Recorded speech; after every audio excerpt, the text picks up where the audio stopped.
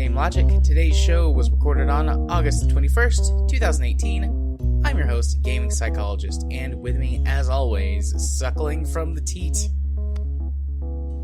No. I'm not falling for that one again, but I still am caffeine rage. I had to after what you just said about Skyrim. Anyways, on today's show, we're going to be doing things a little bit differently. I'm going to be focusing on the news. So, GOG starts the Fuck DRM initiative. Yes, that's what it's called, the Fuck DRM initiative.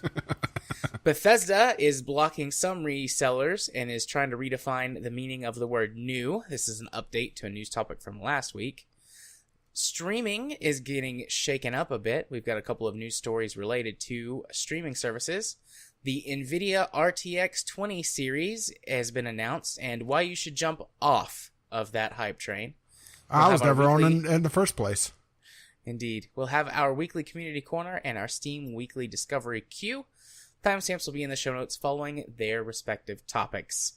Also, even though it's not in the topics list, I'm going to put some of the bonus content from the last couple of episodes after the credits on this one to help pad out closer to our usual time. I am just sort of like I'm living in a house of ill repute. Actually, that implies prostitutes. Just my well, we know that you're a man whore, so.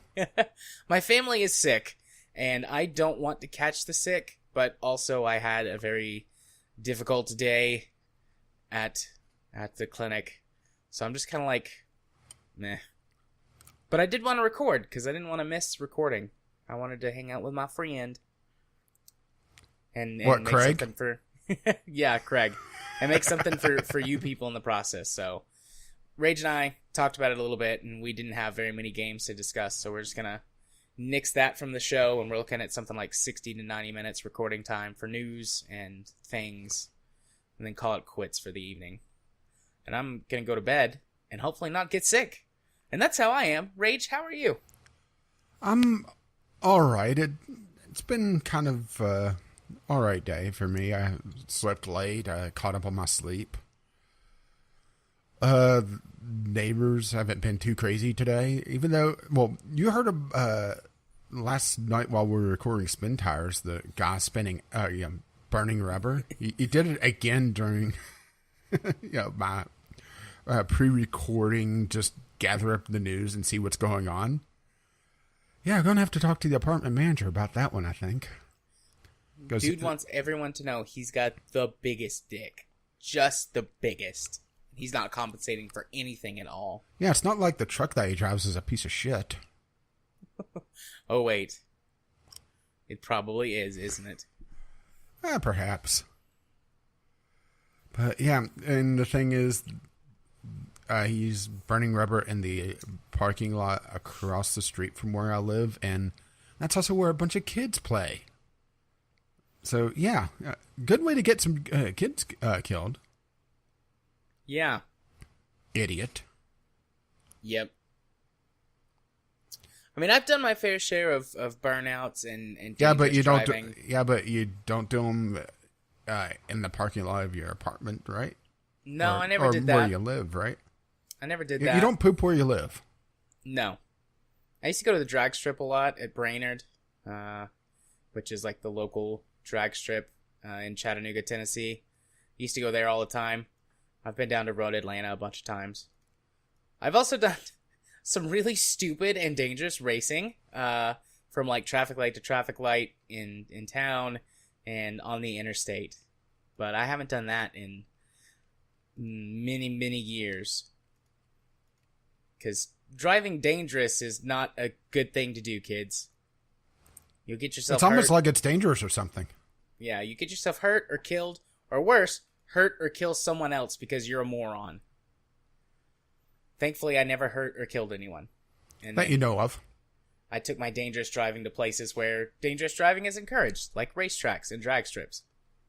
So then, and Burnout Paradise. Yes, indeed. Yes, indeed. See, I do all my dangerous driving in video games. It's not the same. I'll tell you that. It's not the same. Yeah, I could completely wreck a car and not feel a thing. Yeah, I've never totaled a car on a track, but At least with that attitude. I have been in a few minor accidents. Most track days that you go to, you bring your own car, but I've been to a few like sponsored events that I was able to get into, just because I knew people or had the right connections. So stuff where like tire companies or actual car manufacturers would come down and put on events for like these companies. And you could bring guests because they were just as much about fun as they were about educational stuff. So It was educatement. Oh, it was very educating. When I wrecked that Miata. I mean, it didn't total it. It was still drivable, but it ripped the front bumper off, and the back bumper off of the one that I hit. But they told us, they were like, push these cars to the limit. You won't be able to break the grip on these tires. Challenge accepted. I did. They blamed me, though, instead of the tires. They were like, you were driving it too hard. And I was like, you told me to push it as hard as I could. We said to the limit, not past it.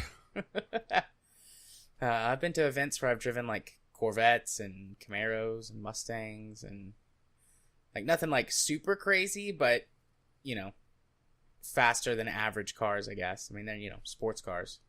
I guess Corvette's a little above average for most people, but I've driven a couple of like exotic cars too, like a couple of Porsches. I've driven a Lamborghini once. That was fun.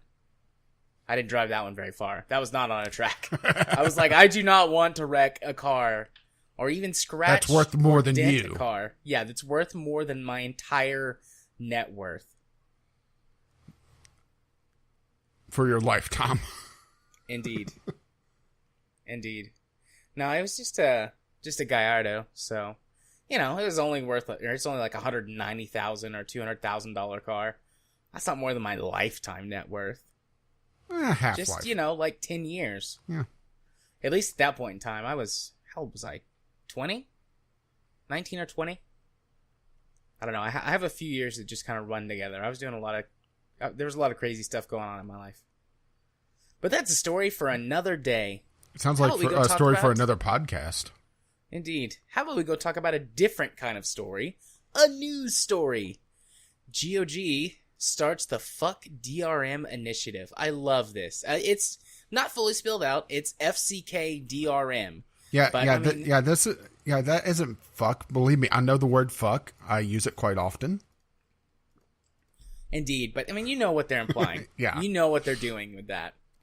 They're being cheeky about it, and that makes it even better. Yeah, it would be a lot. It's kind of like the fuck censorship initiative, and they censor the word fuck. But yeah, I'm not sure how I feel about this. This feels more like a marketing gimmick for GOG, which is their thing about being completely DRM free. Yeah. And this is feels like them getting their name out there more than trying to take a stand against DRM, particularly since it feels like they kind of, I don't want to say mislabel, but they kind of paint DRM with the same brush that the most oppressive, always online, de nouveau, bullshit DRM means. They paint the entire DRM spectrum with that. Basically calling it a kill switch for your games, for your movies, for your music, for your apps. And technically they're true, they're correct, but at the same time, it's not the best form of correct in this case. That's not how this works. Technically correct has to be the best form of correct. It must. That's the rule. But no, I get what you're saying. Yeah, I'm kind of have mixed feelings about this. Like, not in like, oh, DRM is good. Like, not in that respect, but just like, it feels almost like a necessary evil in some points, if that makes any sense. Sometimes, but this is more one of those things where it's like, well, yeah, of course DRM, like, everybody knows about that, and then I have to stop and go, no, lots of people don't know about that. I just happen to know about it because, they're the only gamer. Enthusiast level, and so yeah, it does. I'm stuck in between this. Like, is it how much of an ad is it? How much of it is, sure, we're raising Well, let's put awareness it this about way. DRM, Whenever but you look also at, about our platform. When you look at the options, there are numerous sources for DRM-free art media, including, and for gaming, they only list GOG. Yeah, but there's other places to get DRM-free games. Isn't itch.io DRM-free? Yeah, I'm pretty sure if it's not DRM-free, that it's the exception rather than the rule. Yeah. Granted, most of what I get from itch.io is through the press account, so it may be a special version, but everything that I've downloaded from there has never had DRM attached to it. You can get some DRM-free stuff from Humble. Archive.org. Yeah. Trying to think of other places. But they also are. A lot of this is focused around where they are calling DRM free. Is also not under copyright anymore, especially Project Gutenberg and the Moving Image Archive. But those aren't they focused more on stuff that's out of copyright and into the public domain? I think so. I mean, granted, I'm not terribly familiar with Moving Image Archive, but I have poked around Project Gutenberg before, and that's mostly public domain stuff, which that gets into a completely separate issue of how copyright and Disney has been screwing the public for quite a while. Yeah, it's been a long time since anything's entered the public domain. Because of I'm sure there's been some stuff that I'm not aware of, but like you think of a lot of big properties that should be in public domain. They're not because Disney, the early Mickey Mouse stuff. Yeah. Yeah, Mickey Mouse should be in public domain, but because Disney pushed to have the laws changed on that, he's not. Among other things. Yeah. But yeah, I think Project Gutenberg is more public domain stuff. Although I have seen like some free textbooks and stuff on there, because I used to get as many of my textbooks as I could for free, and I got a few from Project Gutenberg. So they have some other stuff, but yeah, I would say the music on this is probably the most compelling argument they have for this. But they're targeting things Bandcamp, 7 Digital, eMusic, which is more indie artists. Yeah, as far as I know, Bandcamp is all indie artists. I've never heard of 7 Digital or eMusic before, though. I think I've seen some like audiobooks and stuff on Bandcamp too, now that I think of it. But yeah. So I'm in a mixed space about all of this, both in a combination of I'm not sure, like some of this does feel disingenuous. Mm-hmm. Like, for example, one of the quotes that they have is from Gabe Newell, which is great. Like, I don't doubt that he said that. Whatever the quote is, it already flew past. I'd have to refresh the page to find it. But Steam is one of the biggest DRM, what would you say, softwares or services out there? Like, that was DRM original platforms. Yeah, DRM platforms. So, I mean, like, that feels kind of disingenuous.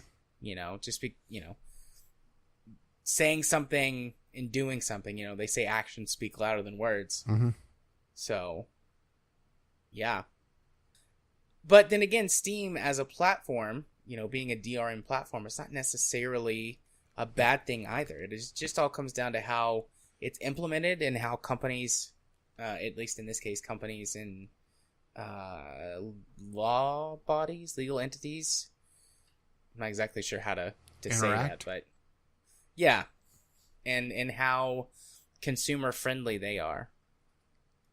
And Steam, for all of its faults, so far has still been fairly consumer friendly for the most part. I mean, they're not perfect. No company, no person is, but in general, they are pretty consumer friendly and have set the trend for a lot of positive things in the digital gaming space.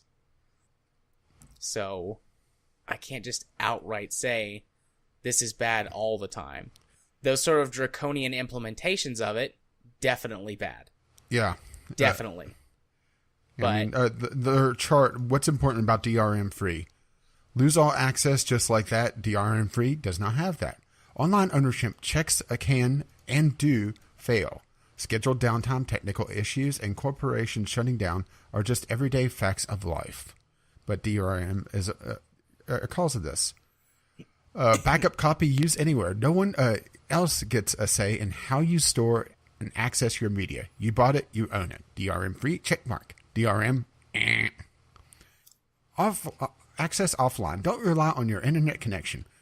If not on principle, then for the stability and convenience. DRM free, ding. DRM, Keep your consumer rights. Sorry, go ahead. I was going to say, there's lots of, okay, so the first point, not necessarily true. Depends on the type of DRM that has been implemented. Well, we were talking about the second point. Backup copy, use anywhere, or the second point also depends on the type of DRM, particularly older games that have DRM, like, just a CD check. The manual, or what, Well, CD check, go to manual, the code wheel. Remember the code wheels? Yeah, the code wheels. But you can get copies of those things or find like the keys for them online and stuff like that. So, backup copies will work. And then, access offline. Some DRM has to be always online, but there's also plenty of DRM that's not always online. Let's see. Keep your consumer rights. Don't hand out your rights to corporations that wouldn't trust you. Some relationships are based on trust. Others are on control and suspicion. Boy, that's a loaded phrase, huh? Yes, it is. Again, depends on the type of DRM. Also, there are, I'm sure, plenty of DRM-free games that track data and could get information from you. Well, the whole Red Shell controversy. Yeah. For those who don't know, that was essentially just a tracking software that was embedded in a lot of, I would say, AA and lower tier AAA titles.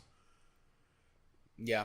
And it was able to generate a pretty unique ID based on things like fonts installed, your OS, and a lot of varying factors that on the outset, well, it's looking at my fonts installed. Why is that so important? How many people would have the exact same font loadout that you would have? Right? Yeah. I mean, even if you're just running purely default, there's enough vectors there that's able to generate a pretty unique ID. So it's able to track you pretty regularly. Granted, it is anonymous, but you're starting to get into the privacy problem. And going online, are you automatically signing away your privacy?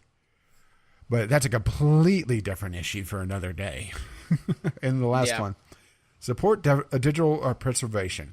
By choosing the right sources, you know that the content you bought will remain with you no matter when it was created or for what hardware.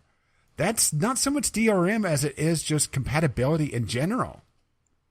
Yeah, I think all of this applies to always online DRM, like Denuvo.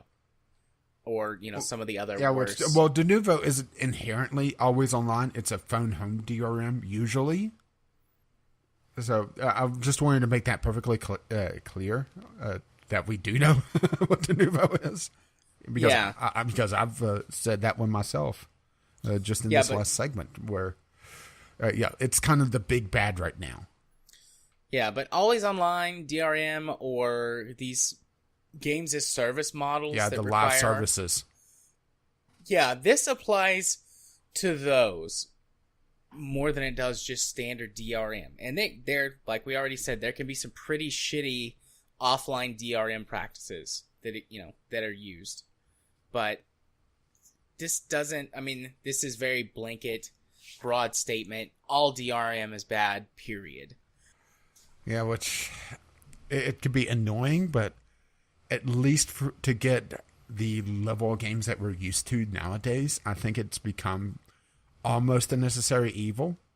For the most part, there are companies which, once again, CD Projekt Red, which is an owner in GOG, so you're starting to get some. Once again, the sales pitch coming all the way back around. that can release their games DRM free and still have the quality that you would assume. But you're not going to see AAA games for the most part be DRM free these days. It's too much of a risk. Yeah. I mean, hell, you don't even see games really trying to innovate that much because it's too much of a risk. Indeed. Although I think that an argument can be made that the opposite is true. Not innovating is also a big risk. But that's a discussion for a different topic or another day. Yeah, put that one on the general topics list. Yeah. But, so I don't think we're saying that DRM is good. But it's not, not necessarily as evil as they're saying on this either. Yeah, I think with most things, it comes down to what's the intent and how is it implemented. Yeah, if they listed other services for gaming other than GOG, I would think that saying that this feels more like a sales pitch would have a lot less of an impact, personally. Yeah. Not saying that it's not a bad sales pitch, because it does make a strong argument, especially for those who aren't informed about DRM and may be buying from Steam thinking, well, I'll always have my Steam library. That's not necessarily the case. So I definitely see where they're coming from on this. But yeah, it's just such a weird thing, just completely out of the blue as well. Indeed. Because I saw that I was browsing Reddit, like, on the one of the 5-minute spots of, like, time I had at work today, and I was like, what is this about fuck DRM? I was like, this has got to go in the show notes for tonight. Yeah, honestly, it sounds like something John Oliver would put out. Yeah. With the Catherine Cowboy as, the spokesman, right? Yeah. That would be pretty good, actually. I'd love to see that. Alrighty. Do you have anything else to add, or is it time to swap on over to the next one? I think it's pretty much time to swap over to the next one, because I'm just browsing through the forums, and there's a lot. Most of the criticism for this actually is due to the name. But there are a lot of people agreeing with us. I hadn't even looked at the forum thread for this until just now. So feeling better that, hey, it feels like we hit the nail on the head. Indeed. Well, I'm trying to think of like a fun segue or a funny segue, but I got nothing. So we're just gonna. Well, instead of fuck DRM, how about fuck the Bethesda? Yeah, Bethesda blocking some resellers, redefining the meaning of new. Yeah, this is more a bit of a follow-up from last week, particularly because of it's not really a quote, but at QuakeCon, they got a hold of the Bethesda Senior VP of Marketing and Communication, who argued in so many words that a product once purchased from an authorized seller can no longer be considered new. And there is a possibility of misconduct by the consumer who cannot in any way be an authorized reseller. So maybe GOG has a point here, right? To some extent. About that relationship about control and demands. Oh. Yeah. Yeah, this is just... I don't know. I think the reason we were not, like, especially you, were not like, fuck Bethesda last week was because there was still some gray area in this, like, was it actually them, or was it a law firm that was doing this, like, on their behalf? Yeah, and we were, well, at least I was falling into the commandment, trust but verify. Yeah. And since I hadn't seen anyone talking about this, I wanted to make sure. Yeah. But yeah, the Eurogamer article. I'm seeing if he has a quote because I didn't grab that before. Let's see. He's not trying to sell a secondhand game. He's trying to sell a new game. He was listing the product as if it was new, because it is. All we're saying is that if it's a previously owned product, you do not You have the right to sell it as a previously owned product. You cannot represent it as new because we have no way to verify what you're selling is actually new.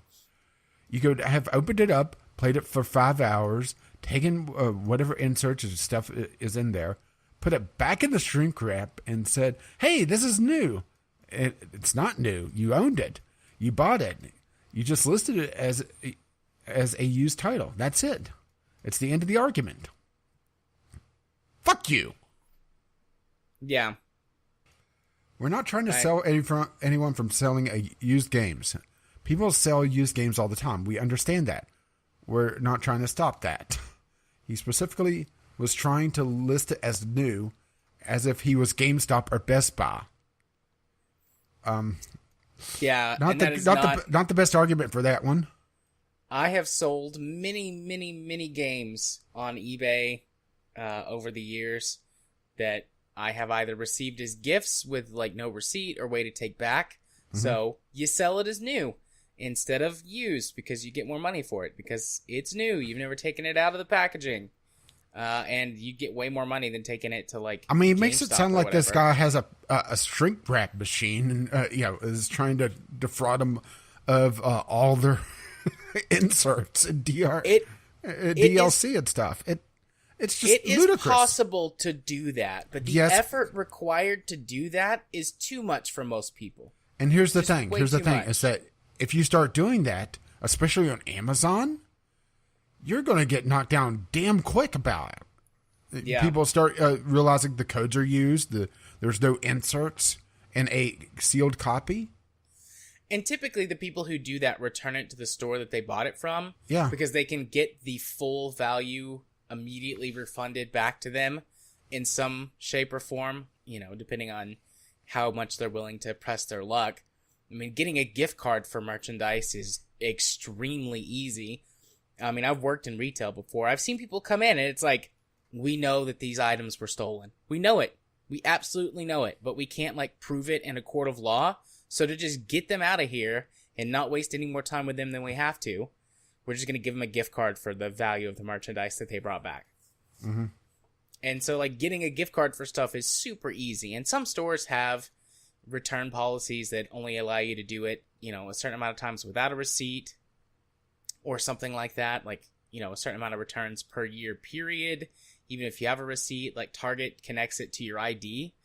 At least here in the States, most people's issued ID has a barcode on it that can be scanned to just quickly determine things like a person's age and some other stuff like that. And they can use it as a way to track visits and returns and stuff. And Target does that. They track all your returns based on scanning your ID in.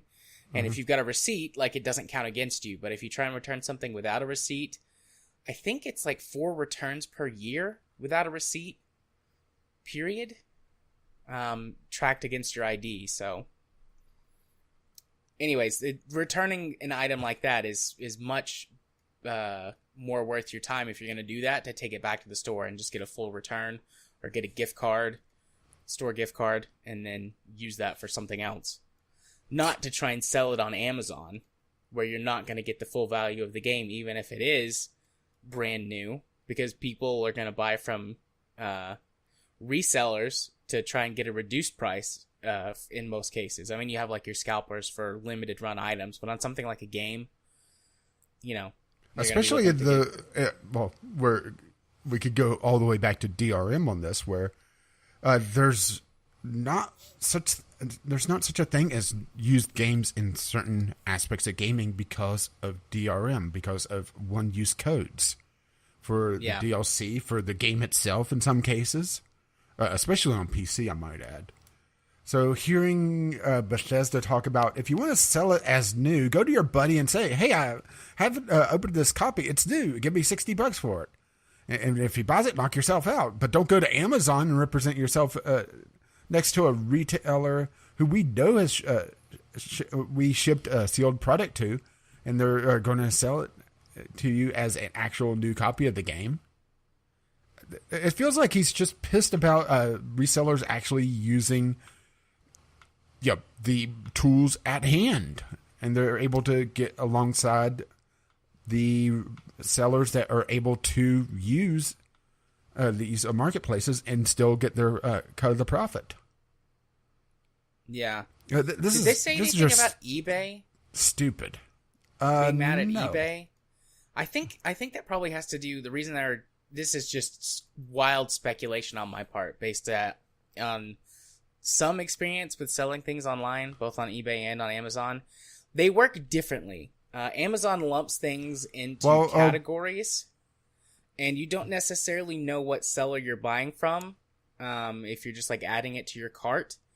So that might be the angle they're going from on this. Like you really have to dig. It looks like they're actually not targeting eBay; they're targeting Amazon particularly.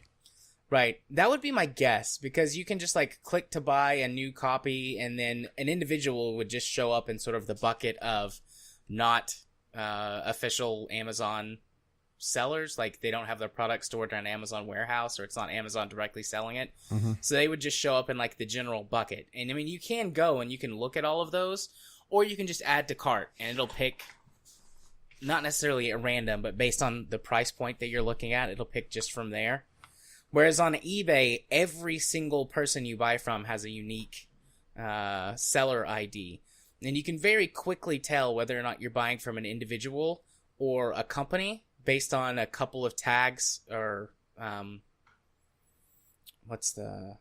flare type things that the usernames have. And also you can see, this person has 300 feedback versus this person has 300,000. So the 300,000 has to be some sort of retailer. So my guess is that's why they're not going after eBay, but are going after Amazon. Just the two ways that the sellers are represented. Yeah, this is just so stupid. I was given the benefit of the doubt that, some sort of just law firm, lawyers being lawyers. Yeah. But, yeah, it seemed like this is Bethesda actually behind this. Yeah. Hoping it was a shady law firm who was trying to say, we represent Bethesda. Yeah, because it was just so fucking stupid. Yeah. But no. And that's without the U, I might add. FCKing stupid. What, did we just get a show title? Yes, we did. I'm going to go put that in right now so I don't forget. FCK ing stupid. Should I do stupid with 2 O's? Yes. Stupid. There. Stupid. Yeah, I don't know if I have anything else to say about this. It's just like I'm very disappointed in Bethesda. Granted, I've been pretty disappointed in them the last couple of years, and the more time goes on, the more disappointed I get in them. I think what really got it for me was how they handled, once again, getting back to Skyrim, but not in the way you may be thinking. The whole attitude, if you don't want us to port Skyrim so much, stop buying it. And the fact that at least some of their more recent ports of Skyrim have been as basic as possible. Was it the Switch version that was basically an unpatched version of Skyrim? That had some bugs in it that was just...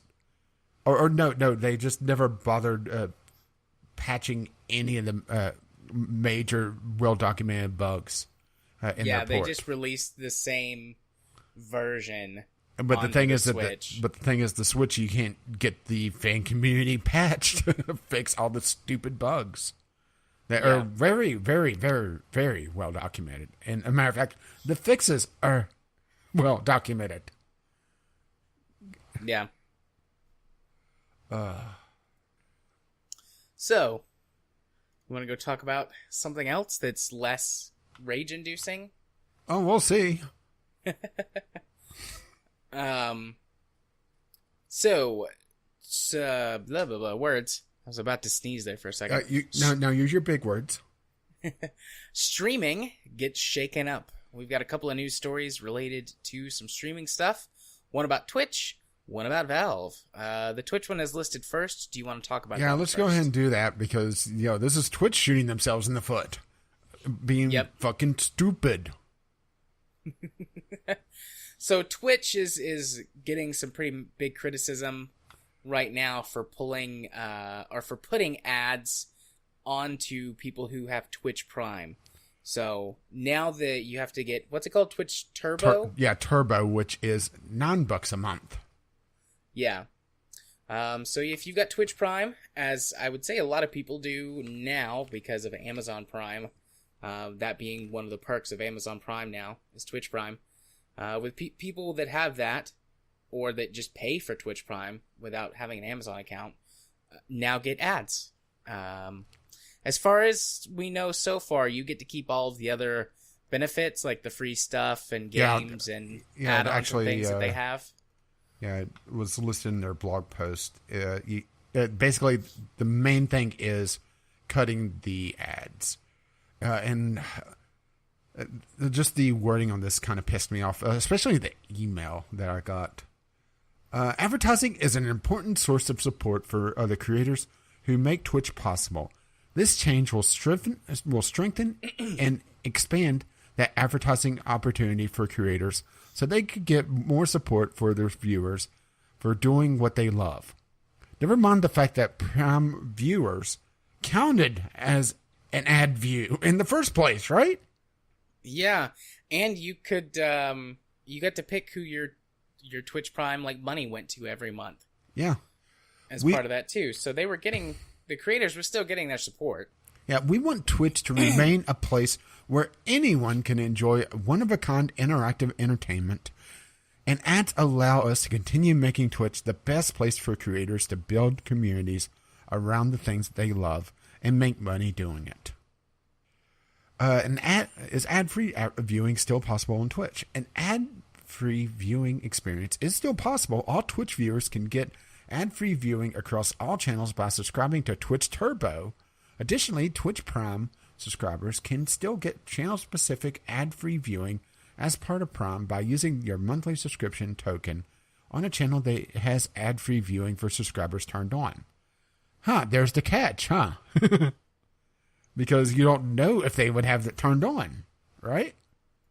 Yep. Oh, this just feels so dumb. Especially since, Twitch is part of Amazon now. So, it could be a loss leader. It could not have to make all the money.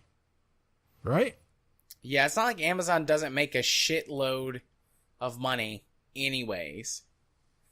But I mean, what I said before we started recording is I suspect that Twitch is losing money for Amazon right now.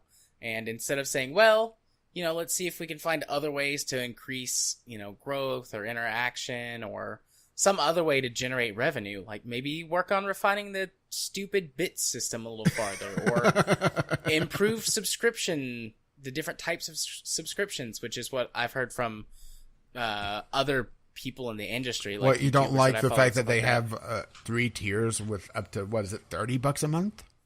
Yeah.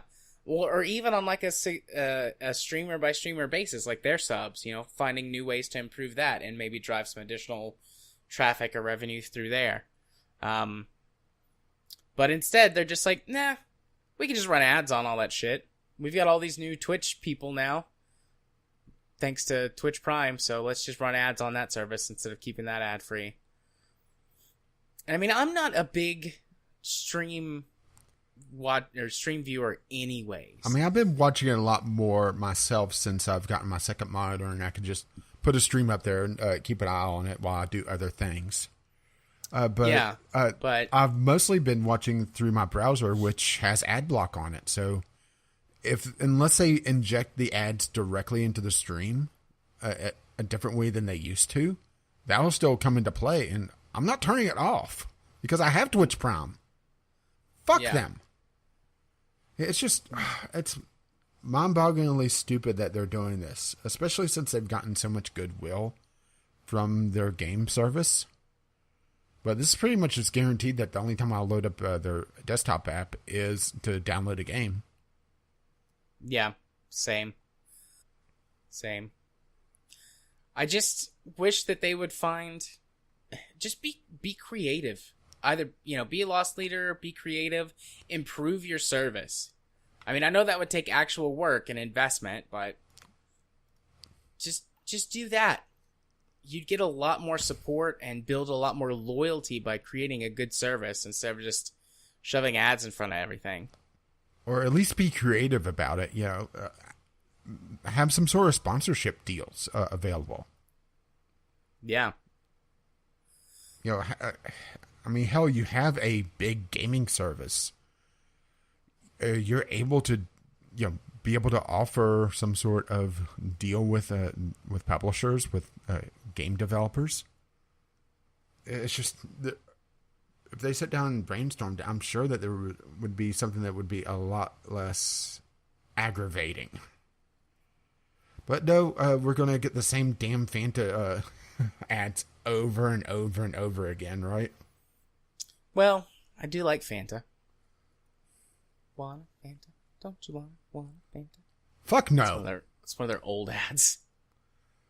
With all but then again, girls. But then again, you probably also, on the flip side of it, get things like the Tostino's E3 stream, where you had that one guy sitting there slowly eating pizza rolls trying to talk about E3. Yeah, I think I'd prefer that, though. I'm okay with the slightly overweight man eating pizza rolls. That you know were ice cold, by the way. You know that there was no way they were so hot. And pizza rolls, they suck once they're room temperature. Yeah. It's something about the cheese in them that just kind of congeal into this unappetizing blob of grease. They're like Hot Pockets. They come out of the microwave and they're molten lava on the outside, frozen on the inside. Then there's like a brief period of like 60 seconds where the heat has perfectly distributed and they're delicious. And then after that, they're like chewy. And they're chewy and unappetizing. And yeah. How about this? How about we just have a big one? It's called a calzone. I love calzones. I also want pizza rolls right now. I don't have any pizza rolls, and it would really hurt my stomach to eat pizza rolls. But I still kind of want some. Yeah, between the cheese and the grease for you, right? Yeah. And it's not even good pepperoni. It's greasy as hell pepperoni. I mean, most pepperoni is honestly greasy as hell. Yeah, but it seems like they inject grease into their pepperoni before they chop it up. Yeah. Yeah, fair play. But yeah, it's just it feels like they are kind of resting on their laurels here. They realize that there's not really a great competition for Twitch. There is Mixer, but that's more of a Microsoft product and more on the console side of things. So, everybody thinks game streaming or even just creative streaming now. It's, Twitch is like the verb for it now. Yeah. So they think that they could just do what they want and expect people to stick around. And I could only imagine how pissed people are that actually bought Twitch Prime directly and aren't through Amazon Prime. They have to be pissed. Yeah. I would be. And, while we're talking about Amazon Prime, they also pulled their pre-order discount. And they did a couple other things recently to make that less of a deal for gamers. Granted, I wouldn't have used the pre-order discount anyway, but still. It just feels like Amazon slowly ratcheting back the things to begin with. And this is the most egregious one. Yeah. It's pretty much now Twitch Prime is essentially a custom color on your name. Free games, sarcasm quotes there, every month. And one free sub. Or one sub token, I should say. Which honestly, the sub token, that's a $5. And it really depends on the games. And the games are kind of run the gambit, to be perfectly honest. Yeah, there's been some great months. I mean, hell, last month was amazing. But Yeah. then this month was kind of meh. Yeah, I haven't even seen what the free game or games have been so far for this month. I could go look at that while you chatter away for a moment. Or you just sit there and completely blank. I'm looking at a picture. It is the wizardry bundle for 3 somewhat older games. At least I think these are older. I mean, they definitely look older. Gotcha. Is that it so far? Sorry, I was going to go look to see when these were released. 2001 for the last one in the bundle, or the latest one in the bundle. So yeah. Joyan Vanhellia edition, which I don't recognize that game offhand. I've redeemed it, but I haven't played it. Which is a very mixed reception action adventure exploration game. It has a very weird art style to it. Antihero. SteamWorld Dig, which I actually really enjoyed, but I already had it. And Death Squared. I did get SteamWorld Dig. I remember getting that. I guess I got Death Squared too. But yeah, Amazon Prime does still have. I mean, they've taken some stuff away, but it does still have a lot of great value add-ons for what you pay. Yeah, I've been right now as we're talking, I'm listening to the Amazon Music. Yeah. And I've been going through the movies slowly. Just the last couple of days, I watched Blazing Saddles for the first time. And then did completely ridiculous things in Spin Tires. Indeed, we did do ridiculous things in Spin Tires. Okay. So while Amazon and Twitch are doing stupid things, a new competitor enters the arena. Well, not really new in this case because Valve has toyed around with streaming before, but it seems like they actually have a storefront for it now. Or storefront's not probably the proper term. A portal. They're thinking with portals. that would be on brand for them. But yeah, Steam.tv. So I assume they're going in the Twitch. Yeah. Trying to copy Twitch a little bit with that, which, hey, whatever works. Yeah, which I'm not sure if it's live right now. It's live right now. It's for right now. They're broadcasting the international, and it's focused on Dota 2 at least for the time being. But the last couple paragraphs on this makes it sound like they're going to bring this out to all the Steam broadcasts, which, to be perfectly honest, nobody really used because it was so buried in the community side of things of Steam. So having a portal for it definitely works. The last paragraph of their blog post reads, this Dota 2 centered update to Steam broadcasting currently includes some custom elements to support the international, which is Valve's big esports thing for Dota 2. Yeah. After the tournament, we plan to extend watch party support, which is one of the things that we'll get to in a moment, for all games that are on broadcasting on Steam, and expose a new broadcasting Steamworks API to Steam partners. So shots fired to Twitch, huh? Yeah. So I'm on it right now, and I really like this interface. Yeah, it's tied directly into the updates on the chat function that they added pretty recently to Steam. But what's interesting is the watch party add-on, or the watch party abilities of it, where you're able to link the stream, and it seems like it synchronizes, and have a custom chat room where you could watch together and voice chat and watch a stream together with as many people as you want. Yeah, which I really like that.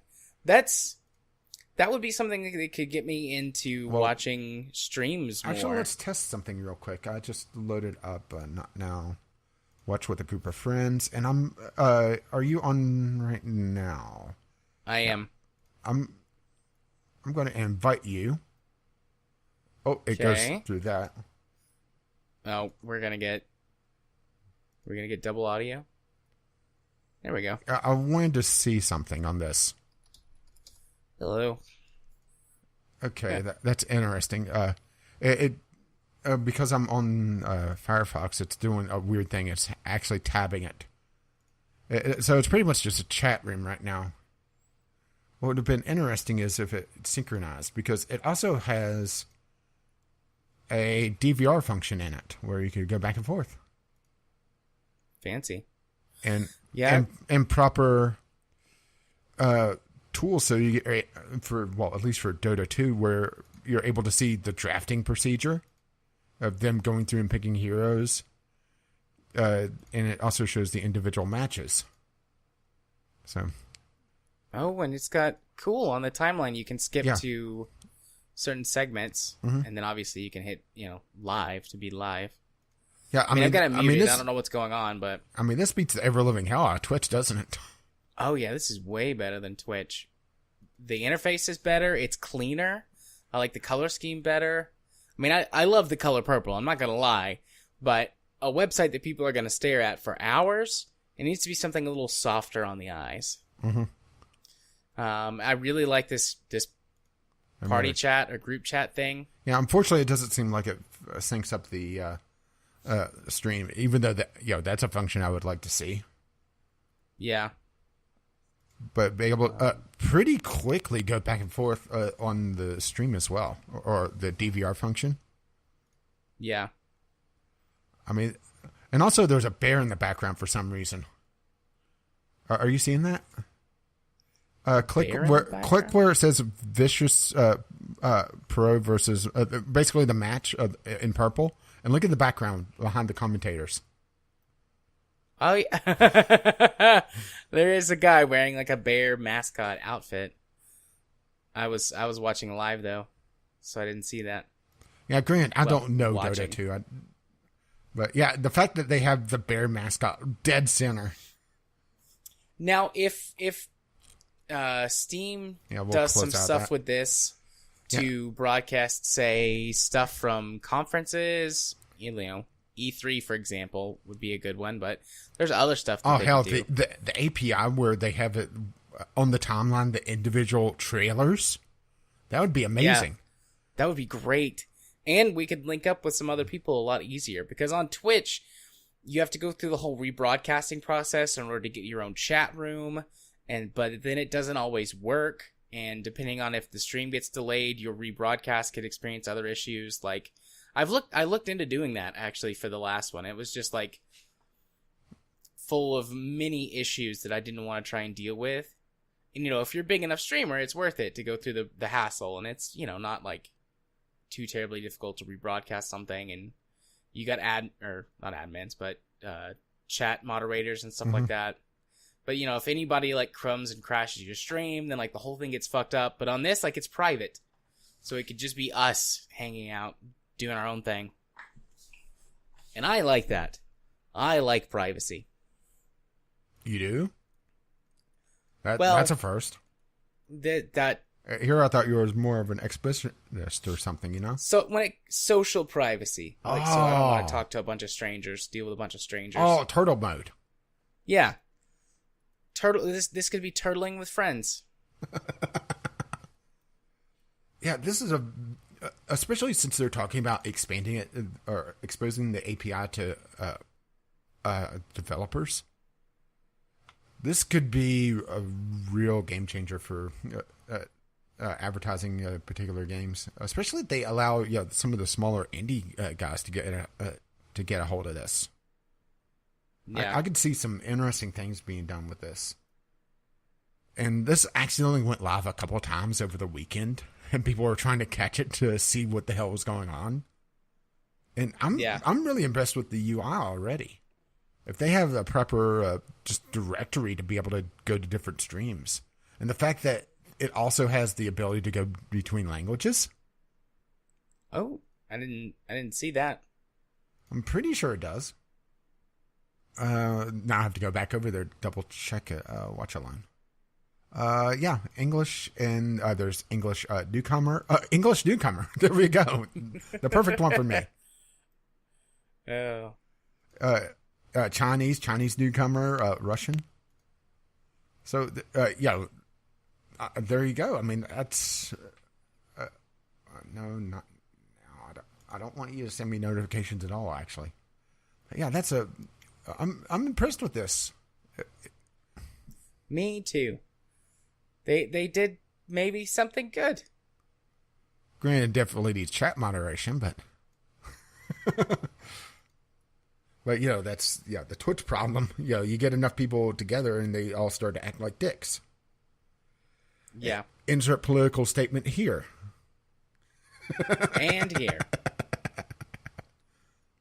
So, yeah, and it's kind of funny. The day that they posted that was the same day that today that Twitch announced, hey, we're going to add ads back to Twitch Prime. The reason why people got Twitch Prime, but hey, a couple more bucks, you get your ad free again, huh?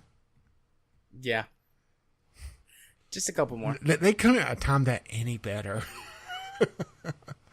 Oh. So, moving along, or is there anything else you want to talk about on this one?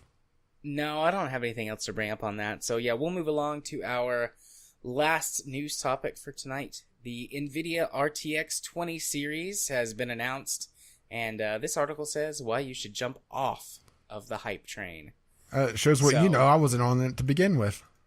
Neither was I, honestly. I knew that they would be announcing some type of I knew about the announcement. Then I saw some people talking about a $1,200 card from Nvidia.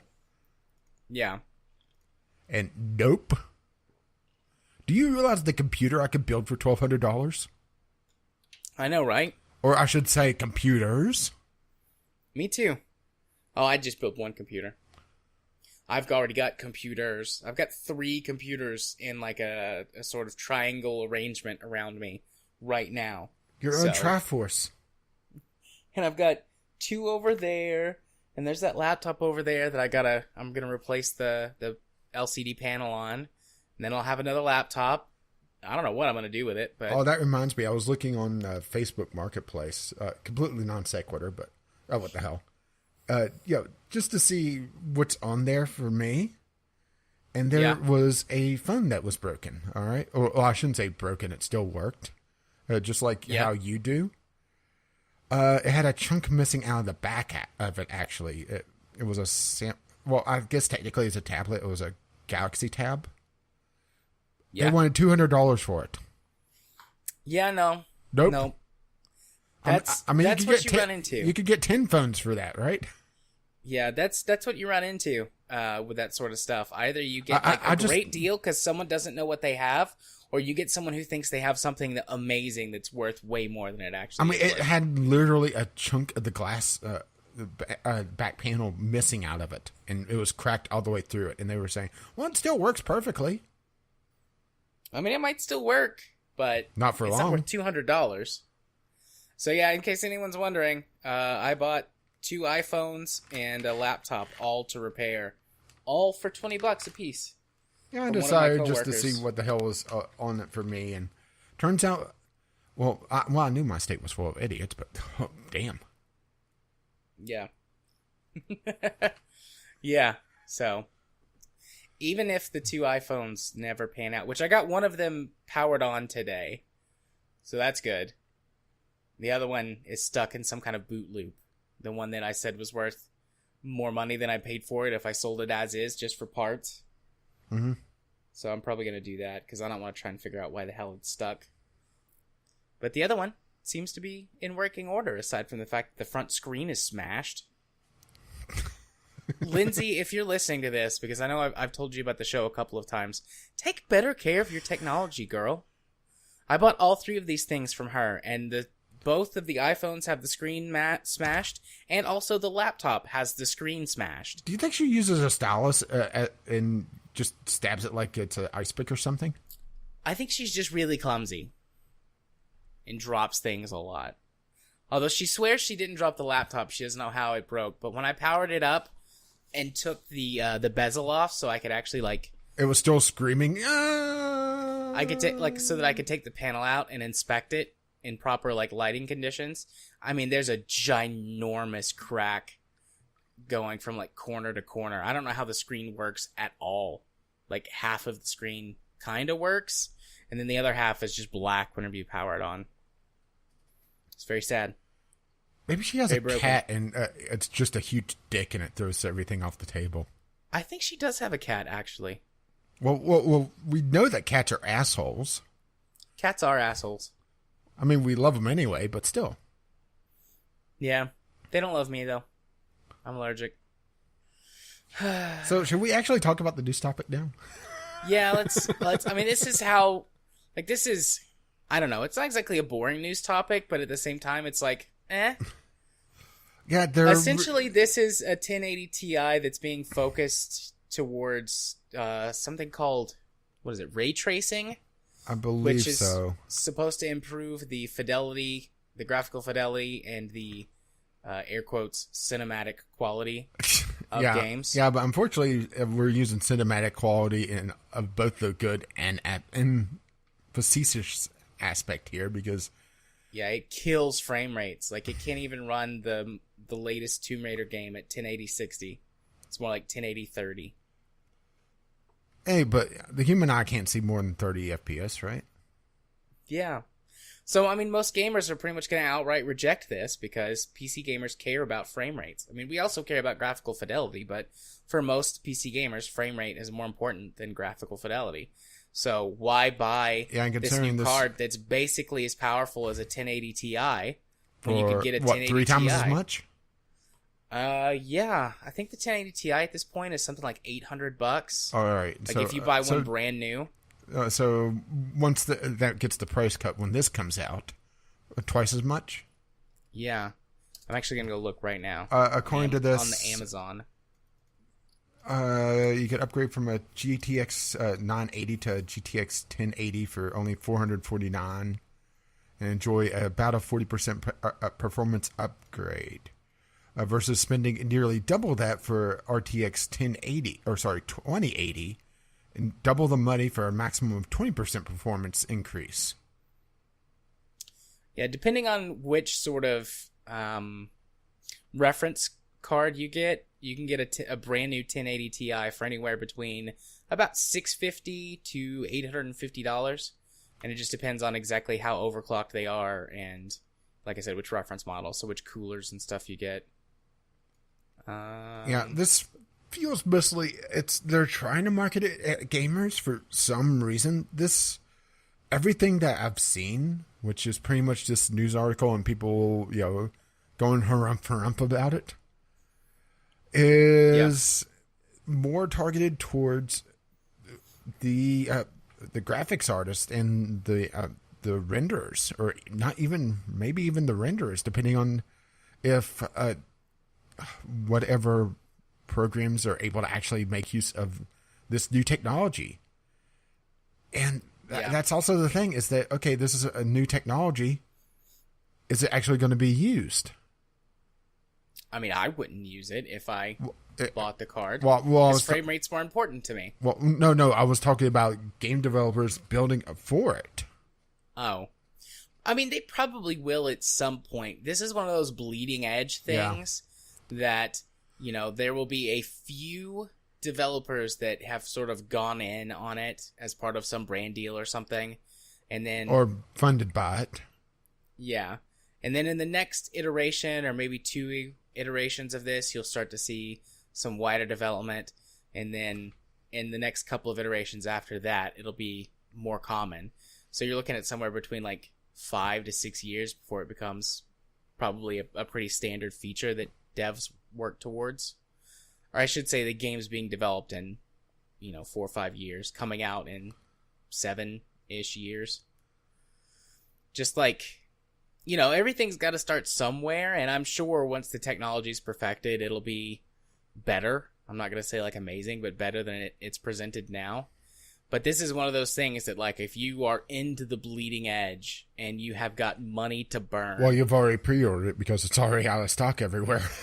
Yeah, and if you're like most gamers that I've seen online talking about this stuff, you're going... Huh? But why, though? Why not just get something else that's better and cheaper? So, yeah. I mean, I just wish that AMD would step up the game and either get a lot more... affordable cards to compete in the mid-range space. Like, they've got a couple for sure. The problem with AMD is that they're really good at cryptocurrency. Yeah. So I can't blame AMD for not being able to keep up because their niche also happens to fall in where cryptocurrency is able to make use of it, and they're being bought hand over fist because, yeah, that's the thing, at least for now. Yeah. Although it looks like you can get an RX 580. Which is not much more than a 480. No, they're a little bit better. I mean, it's 100. Yeah, it's 100 better. But you can get an RX 580 for $300, $250. Which they are pretty good. I would say upper mid-range. Yeah. Yeah, I believe the 580 benchmarks somewhere around like the 1050 or the 1060. I might be overshooting that just a little bit, but it's better than a GTX 980 Ti. Mm-hmm. So it's somewhere in between. And I mean, for $250 to $300, like for a brand new card, for any budget gamer, like that's where to be. Because the next logical step up from that would be probably the 1060. I've heard the 1050 is not worth it from a performance standpoint. I gotta admit, I haven't really followed graphics cards a lot. I've been mostly watching RAM prices. Yeah, the 1050 is somewhere around the RX 480 in terms of performance, but at the time it was more expensive. It might be a lot cheaper now. And maybe the secondhand market's a better place to look. But I mean, the GTX 1060 you can get for $300 to $350. Looks like there's some here that are a little bit cheaper. But again, it would have to deal with the specific model, because one thing that Nvidia does that I hate is there will be 14 different versions of the same card. Mm-hmm.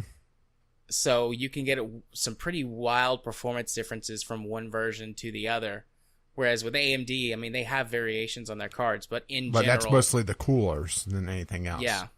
Yeah, so the card performance is relatively similar no matter which model you go with.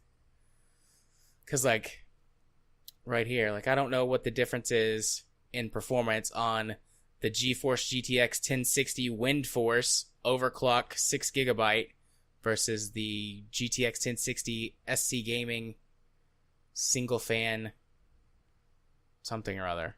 Well, see, one's using the Force, and the other one's the Imperials. I usually go with the EVGA model when I've bought Nvidia cards in the past. I don't know why, I just always have. Well, the WindForce certainly looks cooler. Got copper heat piping, dual fans, boost clock, 1797 megahertz. This doesn't have any of that listed on here.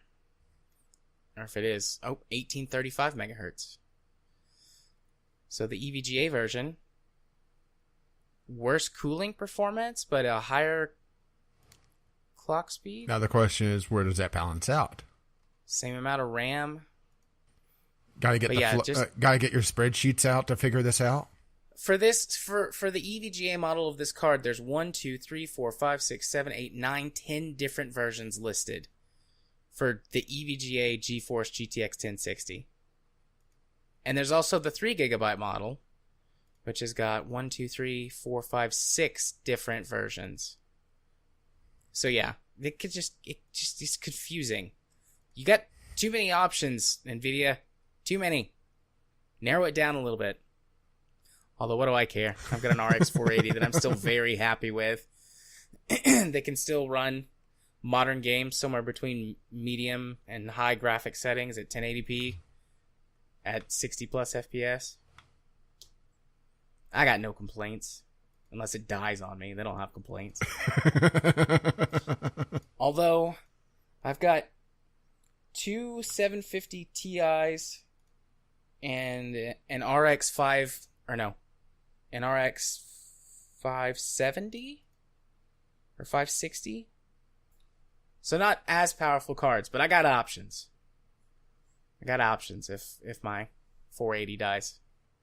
Hell, I just pulled my old 750 Ti superclock out of Katie's PC. She doesn't need it. I just stuck it in there because that's... Why not? It needed a home to live in instead of my dusty shelf. I like talking about computer parts. I don't really have anything else to add, though. I went way, way, way the fuck off topic. Huh? What? Do you have anything else to add? Oh, sorry. I was sitting here browsing Reddit while listening to you babble on and on and on. Okay. So that's our last news topic for the night. Moving on to our community corner, you said we had a few tweets. Yes, we did. And let me switch over to that. We had a tweet from Kyle, and he posted a clip from one of his No Man's Sky streams, which was actually very funny. I don't want to spoil what that is. Go look it up. Okay. Ghost Shark was confused about the Palico that I posted on the last episode. For those who don't follow the Twitter, for the podcast, VGL podcast on the Twitters, I usually accompany it with some sort of GIF that's at least pseudo-related most of the time. And last time it was one of the Palicos just going absolutely batshit insane with a martial arts display. And he was confused. Is that a steampunk cat just having a seizure? And to be fair, that wasn't even one of the best options I had for a Palico GIF. The other one that was a contender that I just couldn't get at least a decent size to be able to post.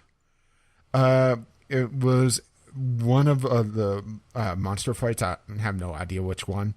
But it was the opening of it, and the monster lit off this giant blast of energy.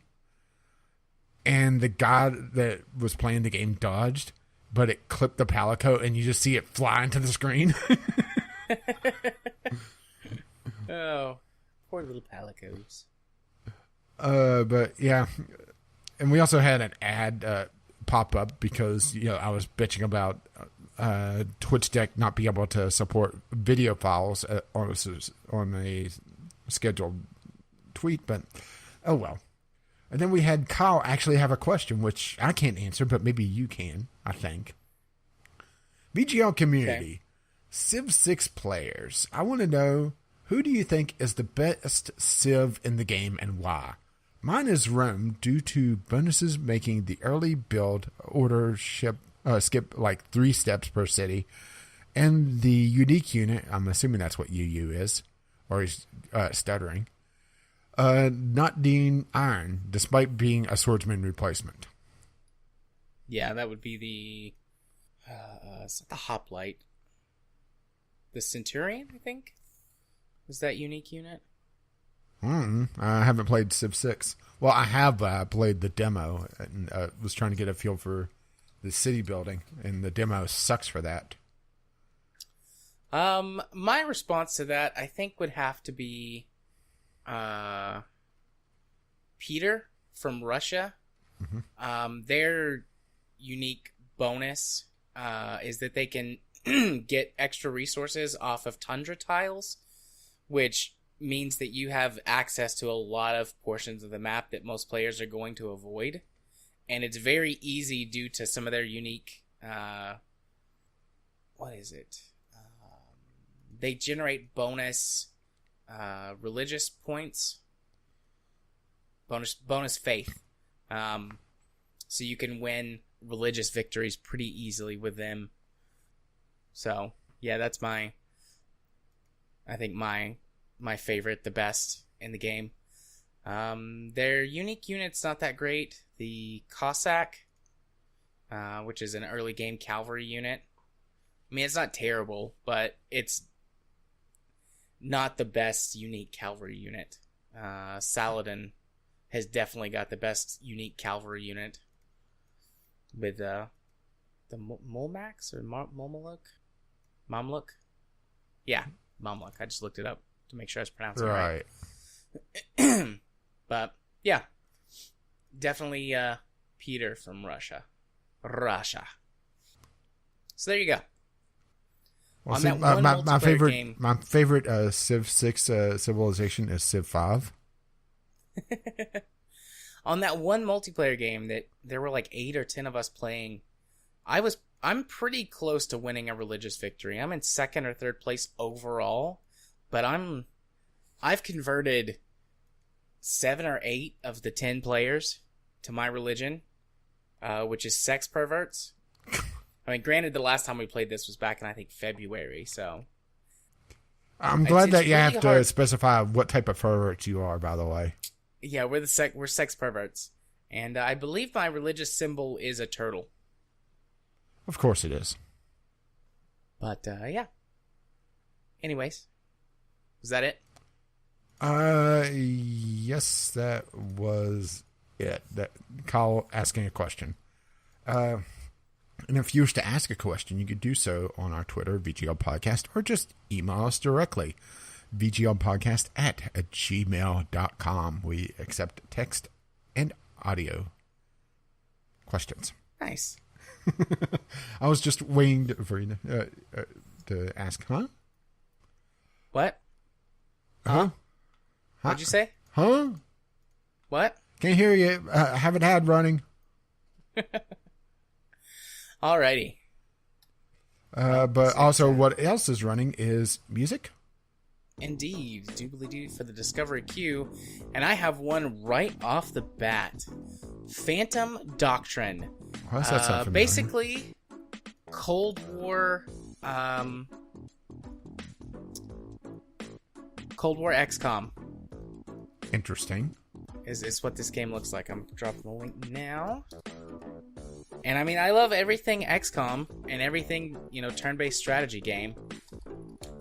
And it really does look like that someone like saw the modern XCOM and went, huh. Oh, that's already on my wish list, so yeah. I was like, why does that sound familiar? Oh, yeah. Yeah, let's see. The year is 1983. The world teeters on the verge of destruction as the Cold War tightens its icy grip. East or west? Trust no one. Question everything. The fate of humanity rests in your hands as you pit spy versus spy in tactical Phantom Doctrine. Roll credits. And I got mine. I thought I had this on my wish list already, but guess not. EXAPUNKS. Well, pretty much only thing I have to say about this to sell it, or at least put it on my wish list immediately, Zachtronics. This is a Zachtronics game, which is usually some sort of very odd, difficult, but interesting puzzle game. The year is 1997. You used to be a hacker, but now you have the phage. You have to make a deal. 1 hack, 1 dose. There's nothing left to lose except your life. And this is essentially a world hacking game, doing different things, different missions from everything that I could tell. It's in early access still, but there's it's a Zachtronics game, so it's going to be unique. I mean, that's pretty much all I have to say about that immediately. It's still being developed, so obviously, I mean, it's in early access. We hope that's still being developed. Hack everything. Hack banks, universities, factories, TV stations, highway signs, game consoles, the government, and oh yeah, your own body. Nice. So I got another one. I'm not sure what to make of this. It's just called Truck Driver, and it looks like a complete ripoff of Euro Truck. And I went to double check to make sure that it wasn't like affiliated with the people who make Euro Truck or published by the same publisher or something. But not that I can tell. You're a bigger Euro Truck player than I am. Maybe you could let me pick take something out that I missed. But I mean, this looks literally like Euro Truck. Yeah, I mean, that looks very familiar. I would say probably a little bit lower fi. Let's put it this way. This similar to games you played. Euro Truck and Spin Tires. Yeah, I've got Spin Tires and then Train Simulator 2018. I'm not sure why Euro Truck's not on there, because I also have played Euro Truck. It looks like it may not be focused on a particular area. It's a custom world, so maybe that's something. At least it doesn't seem to be highlighting any particular landmass. I'm gonna. If it has better company management than Euro Truck, it's definitely worthwhile. I'll add it to my wish list to keep an eye on. Yeah, I'll do the same. I'm gonna quickly head over to the discussion group and see if anyone's like asking how this is at least on different the from Euro at Truck. least on the store page, it doesn't highlight a particular landmass. So, yeah, I'm getting absolute shit. So I may start a second queue. We can't have just one. Oh, I'm only like 3 games into my queue. I guess it's my turn there. Okay, so it looks like this game is actually going to have a story mode. Interesting. Similar to a career, but more guided, following the story of a family of truckers. Okay. Very interesting. No multiplayer, at least according to this. Multiplayer might be coming in the future, but not at the moment. Okay. Cool. Oh, here we go. How much will this differ from Euro Truck / American Truck Simulator? Or how much is it? Okay. I'm scrolling or going through to summarize it. So basically, they're aiming for a game which is similar, but focuses much more on the career and management side, and less on the driving and simulation side. The goal is to build up relationships with people that you work with, as the world revolves around you, to grow your company. That sounds very interesting, actually, because that's been my primary complaint about Euro Truck and American Truck is that it's mostly a sandbox game. Yes, you do have to pay attention to certain things in the company management in the beginning, but once you get a couple drivers, the game pretty much just plays itself on that. Yeah. So having some sort of mixture, moving it back towards company management or a pure management game, while you're also, a trucker owner, a driver owner, I should say, is very interesting to me. Yeah. Pull into a truck stop and have to deal with management stuff before resting. Yeah, that would be interesting. So it doesn't go into very many details. I mean, I kind of summarized. Yeah. The full explanation was pretty vague. Yeah, it doesn't even have a release date yet. Yeah. So still in development. Very interesting though. There is a lot of room in the truck simulator like that to branch out. And did they say that it's a particular landmass or is it a custom map? No, it's a custom map. Okay. And I did not see the word. Yeah, I did not see the word procedural generation in there either, so that's good. Yeah. I mean, procedural generation can be useful, but it's a tool. It's not something that should be used completely on its own. If it had procedural generation between certain landmarks, then I could understand that a bit more than full on procedural generation. So I did get my last game on the queue. Actually, is somewhat interesting looking. Okay. State of Mind. State of Mind is a futuristic thriller game delving into transhumanism. The game explores themes of segregation, disjuncture, and reunification in a world that is torn apart between a dystopian material reality and a utopian virtual future. So, Ready Player One without the memes. It's cyberpunk, so it has a sort of a pseudo low poly look to it. It's not completely low poly, but it definitely has a little bit of it in it. Yeah, I like this art style actually.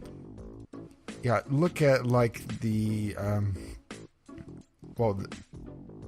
first screenshot. It gives you an idea. It's not quite what I would call low poly, because low poly to me is like half the polygons of that, but it definitely is a stylized look. Yeah. I like that though. And this is by Daedric Entertainment, which has a pretty good pedigree overall. So I got another one. I guess our positions are flipped for today. Yeah. Pure rock crawling. We were talking about this, I think, yesterday, about how there's room for more games like spin tires. Yeah, I think I've seen that before.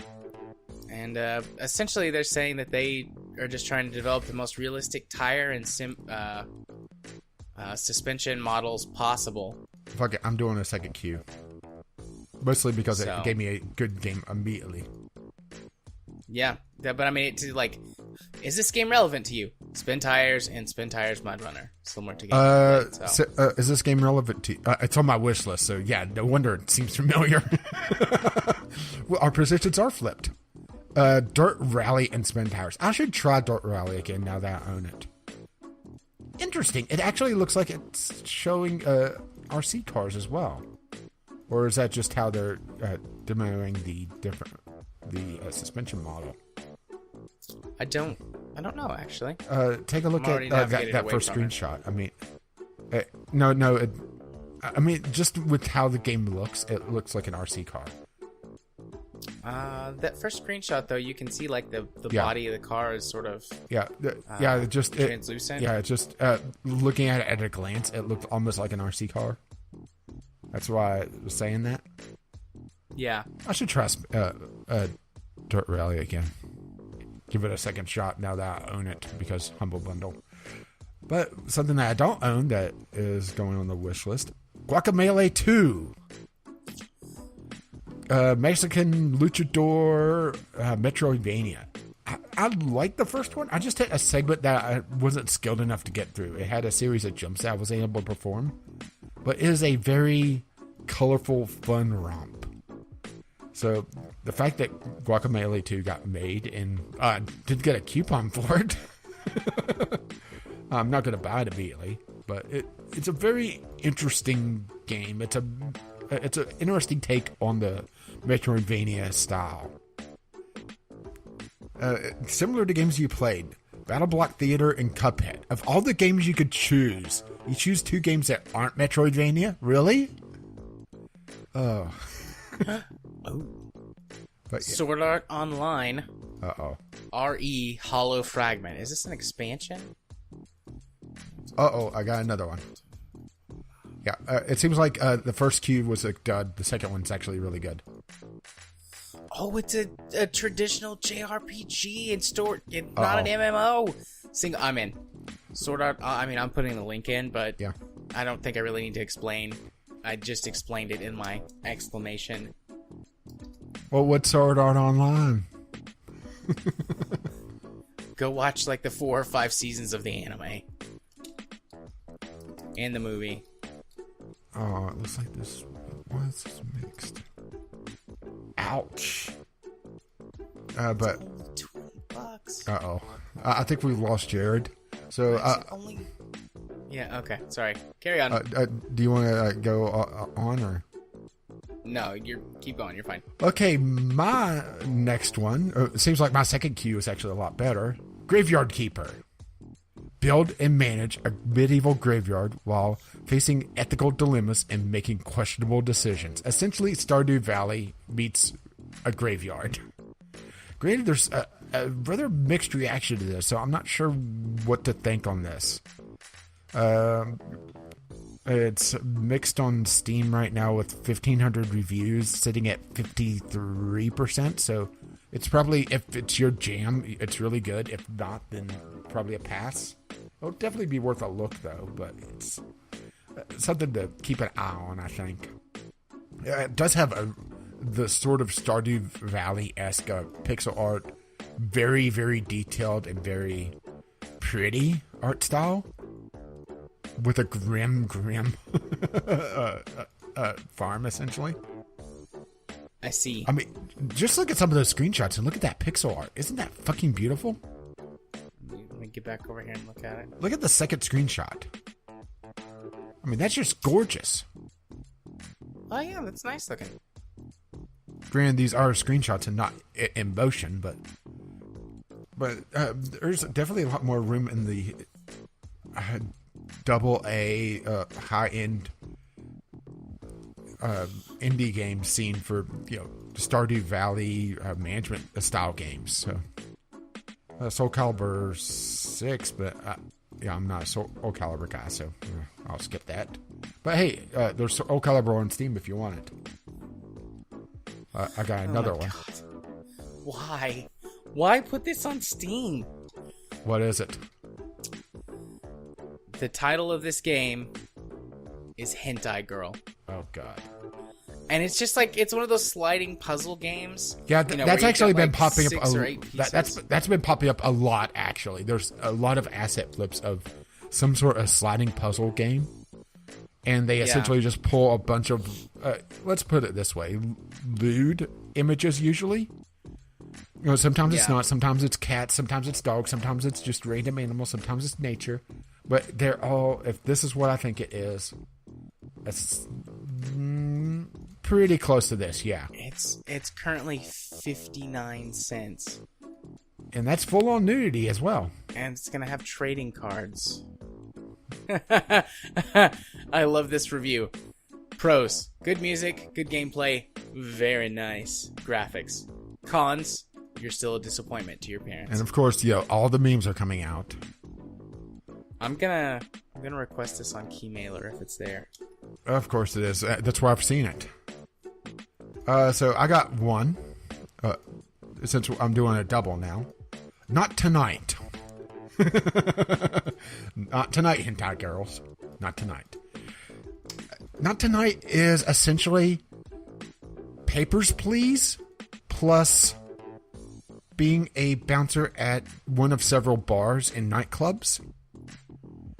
And you have to compare the credentials. I mean, it's essentially a take on Papers, Please with a new theme. But a lot more gameplay on it because you're also able to build up your apartment and try to run your own life. It's once again, taking a concept from another game and branching out on it. Pretty nice pixel art graphics. I think it's doing fairly well on the handful of reviews it has, 81%. So that's definitely worth a look.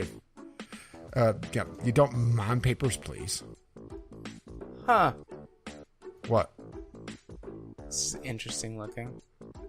Normally, I'm not into this type of game, but this looks neat. What? So this is the last game on my list. It's called Barbarian, but spelled like bear, as in like grizzly bear.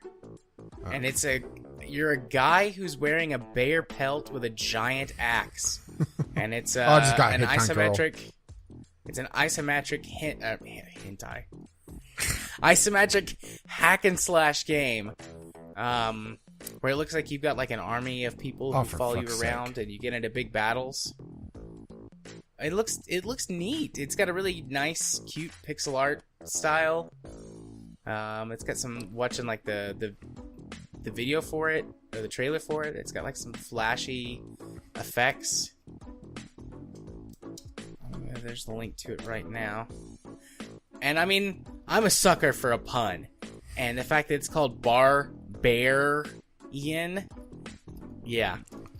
Well, there was one I got, I think it was in a bundle somewhere. Barbarian, where you're a bard. And it's essentially a tower defense. But yeah, that was my cue. I had crap. That's another thing I've noticed. The lewd or animal-based sliding puzzle game, but also Minesweeper has been popping up a lot. Some sort of take on Minesweeper. Lewd Minesweeper? Don't tempt them. Don't tempt them. Okay. I mean, I can handle. Don't tempt them, or you'll blow your tits off. All right, so that was the last game in my one queue. Yeah, I had to do a great queue. 1, 2, 3, 4, 5, 6. Granted, Hentai Girl sucks, but yeah, I had to do 2 to get 5. But my last queue was a lot better. Granted, I did skip a couple that were decent, mostly because I was already up to 5, and I didn't want to put too many links into the show notes because I too can be lazy. Nice. Well, what, my laziness? Yes. But also, that means it's time to move on to the part of the podcast where I go first. And coming up on the YouTube you should work on your stamina. We have been regularly, well, for two days now, or 2 times now, 3 releasing Spin Tires. 3. Yeah, I guess 3 at the point which this releases. Spin Tires Mud Runner on our channels. So far, we have released, what's it called? The Bog and the Island, which is just the first 2 maps on the list. I forget which one's next. I actually the made a Crossing note, so- Part 1 will be Saturday. Yeah. I actually made a list, though, about which order they went in. So Well, see, I have got them that all fixed, numbered by episode on Yeah, the file themselves. I just titled them by the name of the map, so I had to go look up the map order, but I did do that. Anyways, that's coming up on the channel as well as the regular podcast upload. And you can find those things by going to Gaming Psychologist or searching for Gaming Psychologist on YouTube. If you want to follow me on Twitter, where you can see me tweet about many random things in life, you can do so at JMA4707 on the Twitter. If you want to see pretty much at this point just rebroadcasts of people who are streamers in the community, mostly Kyle, but I think Ghost Shark's been on there a couple of times. Well, I'm planning on starting up in the next week or two. So go ahead and add me to your list. And Rage over here. And you just like want one hub to see all of those things, you could head on over to twitch.tv/JArthur4707. My brain just like shut down. Finally, the last thing is if you want to be my friend on Steam, you can do so by sending a friend request to jarthur4707. I accept all friend requests from the lovely, lovely people in our audience. And I have many friends on Steam. Actually, so many I'm thinking about going and purging the list of some people who haven't logged in for very, very, very long amounts of time. Goodbye, Biff. So if you're listening to this and for some reason you're my friend on Steam but haven't logged in more than, say, 6 months and you want to stay my friend, just like hop on for a minute and then you'll be safe. And if you want to be extra safe and give them the password, because, you're into that sort of thing, the password for this week is stupid. And that's with 2 O's and an ID. Nice. What about you, buddy? Well, where can they find you and what have you got going on? I was planning on getting my third series up and running, but I hit a wall with that, which I was going to talk about this week on the podcast, but we cut that segment, so I'll talk about maybe next week or the week after, depending on when we do games we played. I was going to, after we were done here, go ahead and fire up Twitch and do my first stream to test that out, but I don't want to risk my voice right now. It's on the kind of iffy side, so it's starting to get a little scratchy. But you can find me Gaming with Caffeine Rage on YouTube and Twitch Caffeine_Rage. Unfortunately, I put an underscore there, but deal with it, right? Or you just see me tweet about who knows what over at Gaming with CR on the Twitter. And as I scroll all the way back up on the show notes, I'll remind you once again, you could reach us, vglpodcast@gmail.com, with your letters, voicemails, gaming-related topics, questions, or just tweet them all to us, VGL Podcast. Our Patreon has supported us very, very well and has paid for our Podbean account. Patreon.com/VGL Podcast and like I said, my voice was starting to go a little bit. VGLpodcast.podbean.com. And we're also on iTunes, Google Play, and Spotify. But our show notes and the RSS feed is on Podbean. Our intro and outro music is On the Ground by Kevin McLeod. And Doobly Doo is our Discovery Q music by the same artist. His work can be found at incompetech.com. And as always, as his lovely music starts to roll across my voice. Bye-bye now. See you next time.